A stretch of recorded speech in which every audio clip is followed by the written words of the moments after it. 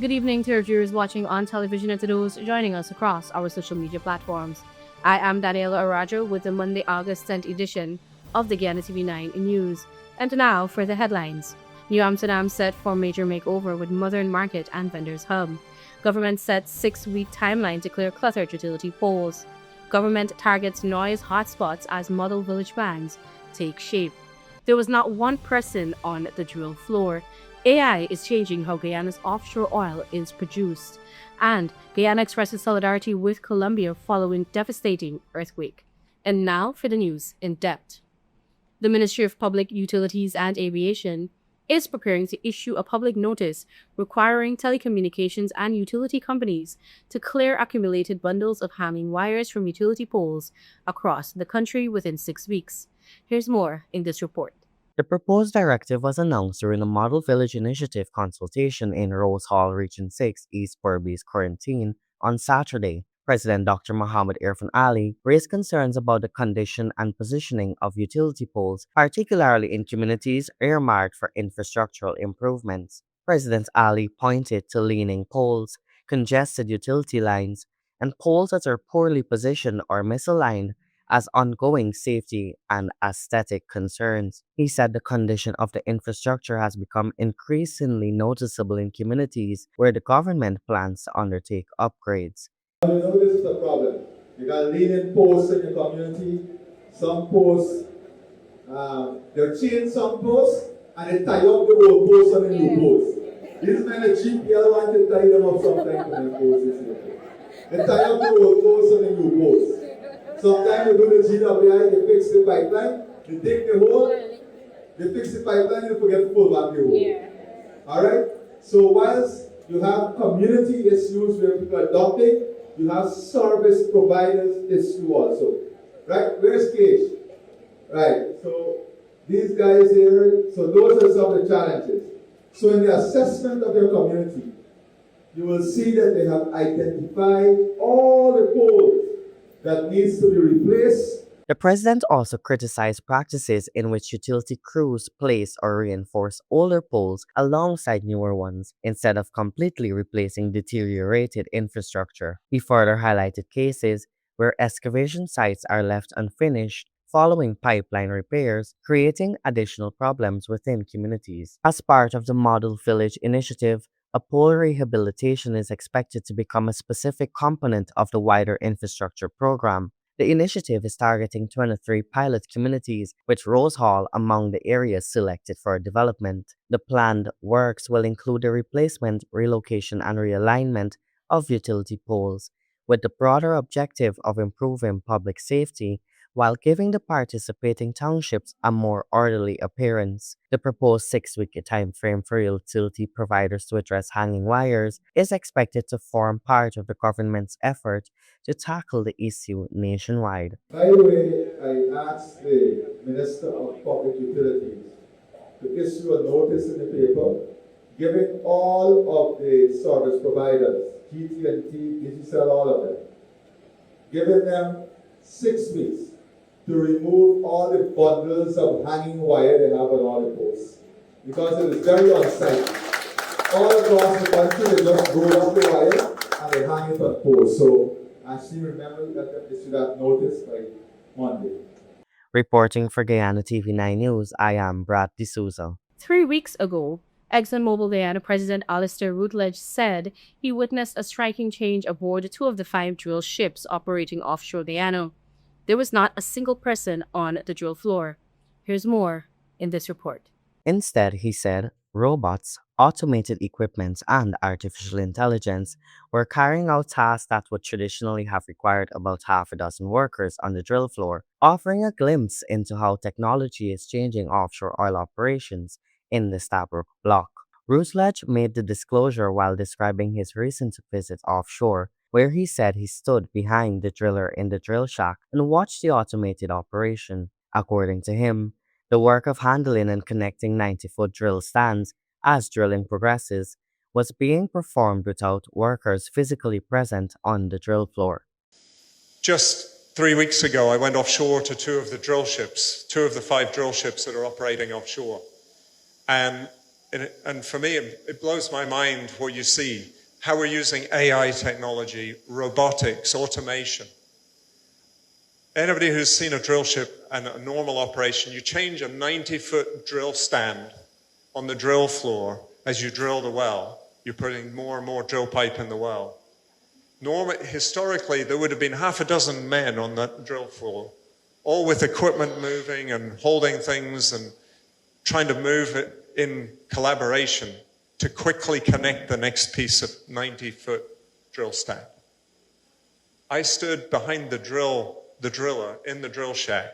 There was not one person on the drill floor. It was all automated, robots and machine equipment controlled by AI. He explained that in a conventional drilling operation, workers would typically be positioned on the drill floor to handle equipment and work together to connect each additional section of drill pipe. However, he said the introduction of automation has significantly changed the way that work is carried out. Routledge said that while 6 people would historically have been on the rig floor during the operation, 3 of those workers are now positioned inside the drill shack, where they use laptops to monitor and manage the technology.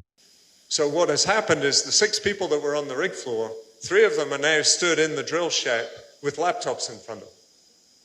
That is the world that is in front of us. His comments come as ExxonMobil continues to expand its use of artificial intelligence and advanced digital technologies in its offshore operations in Guyana. In its second quarter earnings presentation, the company disclosed that AI-powered exploration had identified 4 additional offshore opportunities. The company also said advanced subsurface technologies have generated more than $2 billion in additional project value by improving reservoir management and recovery, highlighting the growing role of digital technology beyond the physical drilling process. The developments point to a broader transformation underway in Guyana's rapidly expanding offshore oil industry, where artificial intelligence, robotics, and automation are increasingly being used alongside conventional drilling technologies. While the country's offshore sector continues to attract attention for record crude production and new floating production vessels, ExxonMobil's experience on the drill ship suggests that another significant change is taking place, largely out of public view: the changing role of the workers operating the rigs.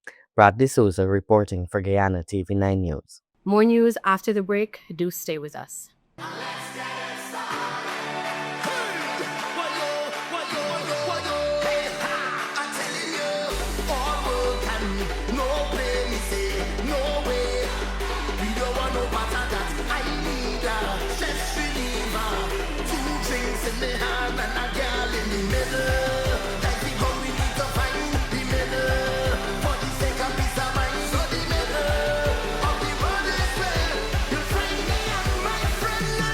I know you have work to do, but come, I just need a minute of your time. It won't even take that long. So, I have a proposal. We could do besties in Punta Cana. Really need a getaway. And not to worry, I went to Sunita Travel Agency and they recommended a few hotels that do all-inclusive stays. And they're very affordable. The vibes. Let me tell you something. We do not want to miss a trip to Punta Cana. Why? Ziplining. No, I know this is not your vibe, but please, listen. Hold on, wait. I know you like Throw It Back. There's a boat party. We could go there. And then there's this thing called Buggy Adventure, some buggy something. I don't know, but I want to be a buggy or whatever it is. I just want to be a part of it. And then we got snorkeling. Oh, this thing is so ugly. Please, you be next to uglier things than this. Stop it. Trust me, you're going to love it. It'll be just you and me, Punta Cana, drinks, just having the time of our life. Not to worry. We've got many flight options, and they made sure that they went through it with me. The prices are affordable. Trust me. I know you like thinking about the budget or whatever. Remember the time when we went and we missed the flight? Yeah, when we booked with Sunita Travel Agency, even if it happens, with slim chance, they'll know what to do and we won't be stranded like we did the last time. This solid plan. You, me, Punta Cana. Cheap. It won't even hurt your pocket. Please say yes. Yes. Welcome back. You're watching Guyana TV9 News Bulletin. His Excellency President Dr. Mohamed Irfan Ali has expressed condolences to the government and people of Colombia following a devastating earthquake that resulted in loss of life and destruction earlier today. In a message of solidarity, President Ali said the government and people of Guyana stand with the families and communities affected by the disaster as they confront difficult aftermath of the earthquake. The president extended his deepest sympathies to those who have lost loved ones while also offering prayers and support for persons injured during the disaster. President Ali said Guyana remains firmly in solidarity with Colombia during this challenging period, noting that the country stands ready to assist as recovery efforts begin. He said that the people of Colombia can draw on the support and goodwill of Guyana as affected communities work to recover from the destruction caused by the earthquake. The president also emphasized the importance of standing together with nations facing devastating natural disasters, particularly during periods of loss and uncertainty. President Dr. Irfan Ali says the government is considering the relocation and zoning of businesses that generate excessive noise or environmental disturbances as part of efforts to improve living conditions in communities across Guyana. Here's more in this report. Speaking during a recent community consultation in Mora, East Coast, Demerara, President Dr. Mohamed Irfan Ali said planners, engineers, and urban development experts are examining the layout of communities to determine how residential, commercial, and industrial activities can be better organized. He said the objective is to create neighborhoods that are more comfortable for families while providing sustainable spaces for businesses. A community where you have proper recreational facilities, play facilities, where your schools are more than a learning center, where the school comes alive not only during school hours, but how we can maximize the use of the open spaces in your community. How we can ensure that in the streets you don't have a spray paint shop as one neighbor and a mechanic shop as the next neighbor, and every night you don't even want to sleep because of the noise, the environmental hazard. The proposed changes are expected to form part of the government's Model Village initiative, which is aimed at improving infrastructure and creating opportunities for economic development. In Enmore, the program is expected to cover about 408 acres and benefit approximately 8,000 households with planned upgrades to roads, drainage, lighting, and other community facilities. President Dr. Mohamed Irfan Ali said the initiative could also create designated areas for activities such as mechanical work, spray painting, machining, and agro-processing, allowing businesses to operate while reducing their impact on nearby homes. Residents and community leaders are expected to have a say in shaping the plan as government officials continue gathering concerns from communities. So that community where you live become a place of comfort, pleasing to you, pleasing to your family, bringing dignity and honor to you and your families. That is what we want to achieve in your community. Noise from bars and entertainment venues have been repeatedly raised during community consultations, prompting the government to consider assistance for established operators to install soundproofing. President Ali said businesses could potentially access financing through the Guyana Development Bank, allowing them to reduce noise escaping into surrounding residential areas while continuing their operations. The government is also moving to strengthen noise monitoring, with the Environmental Protection Agency and National Data Management Authority installing sound monitoring equipment along the seawall and planning a broader rollout. The initiative is intended to provide reliable data on noise levels and support enforcement and planning, as authorities seek to balance commercial activity with residents' right to quieter, healthier communities. Adana Dorg, Guyana TV9 News. More news after the break. Do stay with us.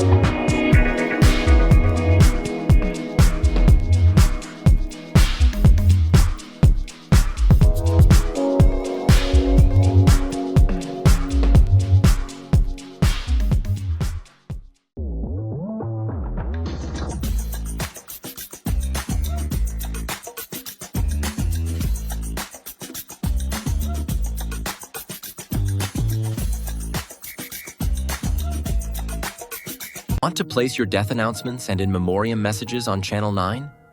Call 592-761-5006, 710-5008, 600-5006. Or visit our office at Lot 85A Lamaha Street, Albertown, Georgetown, Century 21 Building. Guyana Channel 9 is now Guy TV9, proudly under new management. We're building stronger with a balanced and open platform for all advertisers. Whether you're promoting a business, service, or event, your message belongs right here. So choose your spot, news, prime time, or anytime, and reach viewers across Guyana. With affordable rates and professional service, Guy TV9 is your partner in progress. So visit us at Lot 21A Lamaha Street, Georgetown, in the Century 21 building, or call 600-5006 or 761-5006. Guyana TV9. New leadership, fresh outlook, real results. Welcome back. You're watching Guyana TV9 News Bulletin. Guyana is preparing to host the 16th Caribbean Festival of Arts in 2027, with government and CARICOM officials discussing plans for the major regional cultural event. Minister of Culture, Youth and Sport Charles Ramson and Minister within the Ministry of Culture, Youth and Sport, the Honorable Stephen Jacobs, met with representatives of the CARICOM Secretariat to examine preparations. Discussions covered CARIFESTA's history program, development, financing, administration, logistics, marketing, and opportunities for growth in the creative industries. Guyana hosted the inaugural CARIFESTA in 1972 and again in 2008. The latest festival was held in Barbados in 2025, while a youth development was also discussed. New Amsterdam in Region 6 is poised for a major transformation as the government moves ahead with plans to modernize key public facilities and improve the town's overall environment under the Model Village initiative. The proposed development includes a new municipal market, a dedicated vendors hub, upgraded drainage infrastructure, and wider fire hydrant coverage, with the changes aimed at creating a safer and more organized community. More in this report. Speaking on behalf of the President, Dr. Muhammad Irfan Ali, Dr. Ashley outlined the plans during a consultation with residents at Berbice High School. He said the initiative is intended to go beyond the physical infrastructure, with the government seeking to establish a better system of living that promotes pride, dignity, and safety. According to the President, the transformation must address the built environment, surrounding conditions, and the needs of the people who live and work in the community. A major component of the proposal is the construction of a purpose-built vendors hub, where traders can operate in a cleaner, safer, and more comfortable setting. The concept includes clearly marked roadways, improved traffic movement, and covered vending spaces, allowing vehicles and customers to enter and exit the facility more efficiently while providing vendors with a more suitable environment to conduct business. A dual purpose set of interventions. A safe place for our vendors to ply their trade, safe, clean place where customers come in large numbers and can shop in comfort, and on the side of the shoppers, a comfortable and safe and clean place also. So here you have an example of the New Amsterdam Vendors Hub, what it could look like. Nice, demarcated road configuration for easy ingress and egress. Cars can come in, cars can come out, vans can come in, vans can come out easily. And you have a nice, carefully, neatly covered place for vendors. The proposed municipal market is also expected to bring significant changes to the way residents shop and conduct business in the town. Ali described the existing market as an important part of New Amsterdam's history, noting that it has served the community for more than a century. However, he said the facility has now exceeded its useful life and needs to be replaced with a modern structure capable of meeting the needs of residents and vendors. The new market design is expected to provide a more attractive and functional shopping environment, with improved facilities intended to make shopping more convenient and affordable. The government's plans also include drainage upgrades to address environmental and flooding concerns, while additional fire hydrants are expected to strengthen emergency response capabilities and improve public safety within the town. New Amsterdam market, well, you know the municipal market. I don't need to tell you. I see a lot of you laughing or smiling. The Amsterdam market is an important historic market. And it perhaps has served its role historically, perhaps for more than a century. It has been a major marketplace in the town. But you know that it has outlived its useful life. The proposed developments form part of the wider model village approach, which seeks to combine infrastructure upgrades with improvements in community organization and quality of life. For New Amsterdam, the planned market and vendors hub, together with drainage and fire safety improvements, are expected to reshape important areas of the town while preserving its role as a major commercial area. Brad D'Souza reporting for Guyana TV9 News. And now for your Caribbean News Brief. CARICOM is renewing its focus on the rights, resilience, and contributions of Indigenous peoples across the Caribbean following the observance of the International Day of World's Indigenous Peoples on August 9th. The regional body is highlighting the importance of protecting Indigenous cultures, languages, traditional knowledge, and ancestral lands, while ensuring Indigenous communities have meaningful participation in development and decision-making. The observance also provides an opportunity to recognize the rich cultural heritage of Indigenous peoples across CARICOM, including communities whose traditions continue to shape the Caribbean's identity. Jamaica is preparing to host the 20th Caribbean Week of Agriculture, bringing regional attention to food security, sustainable agriculture, and the resilience of Caribbean food systems. The event will provide a platform for policymakers, farmers, and other stakeholders to address challenges including heavy dependence on food imports, climate change, and the need to strengthen local production. Discussions are expected to focus on building more resilient agricultural systems and reducing the region's vulnerability to global and food supply disruptions. Now, turning to the international news. Israeli Prime Minister Benjamin Netanyahu has rejected a US-backed 15-point plan aimed at ending the Gaza conflict, creating a new rift between Israel and the Trump administration. The proposal calls for Hamas to disarm in exchange for a phased Israeli military withdrawal, with immediate ceasefire and the establishment of a Palestinian technocratic administration supported by an international stabilization force. Netanyahu says Israel will not withdraw its forces until Hamas is completely disarmed, including both heavy and lighter weapons. Hamas has endorsed the border roadmap, but the disagreements over the timing and conditions for disarmament remain a major obstacle to implementation. Days of torrential monsoon rains have triggered severe flooding across parts of the Philippines, leaving at least 30 people dead and forcing thousands from their homes. Several areas have experienced widespread flooding, landslides, and damaged infrastructure, while emergency crews continue rescue and relief operations. Authorities are urging residents in vulnerable communities to remain alert as more rainfall is expected. The flooding comes during the country's annual rainy season, when saturated ground and overflowing waterways can increase the risk of landslides and flash roads.